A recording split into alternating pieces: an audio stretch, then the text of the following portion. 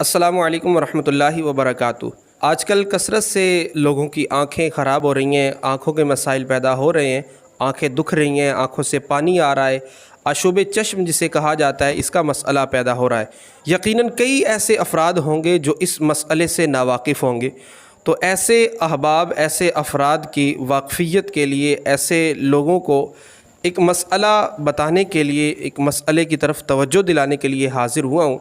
وہ مسئلہ یہ ہے کہ آشوب چشم کی وجہ سے، آنکھوں کی بیماری کی وجہ سے جو آنکھوں سے پانی آتا ہے وہ ناپاک ہے، اس سے وضو بھی ٹوٹ جاتا ہے۔ اگر ہم اپنے رومال کے ساتھ یا چادر کے ساتھ اس کو صاف کریں گے تو وہ رومال یا چادر جس سے بھی ہم صاف کر رہے ہیں وہ ناپاک ہو جائے گی۔ لہٰذا احتیاط کریں، اپنے پاس کوئی ایسا ٹیشو رکھ لیں یا الگ سے رومال رکھ لیں جو آپ کے دیگر استعمال میں نہ ہو، کیونکہ جیسے ہی اس پر آشوب چشم یا آنکھوں کی خرابی کی وجہ سے آنے والے قطرات لگیں گے، وہ رومال ناپاک ہو جائے گا اور استعمال کے قابل نہیں رہے گا، اس سے وضو بھی ٹوٹ جاتا ہے۔ بیماری کی وجہ سے آنکھوں سے آنے والے قطرات، آنکھوں سے آنے والا پانی یہ ناپاک ہے، جیسے پیشاب اور خون ناپاک ہے اسی طرح یہ بھی ناپاک ہے، اس سے بھی